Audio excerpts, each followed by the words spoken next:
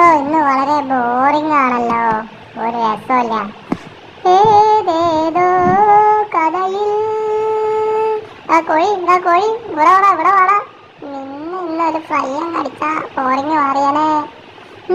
നല്ല ചിക്കൻ്റെ മണം വരണ്ടല്ലോ. ഇത് എവിടെ നല്ല ചിക്കൻ, പൊരിച്ച ചിക്കൻ്റെ പച്ച ചിക്കൻ.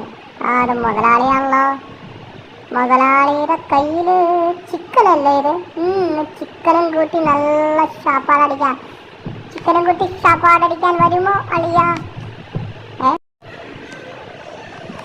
ഹലോ, നമസ്കാരമുണ്ട്. ഫുഡ് എവിടെയാണ് അളിയ?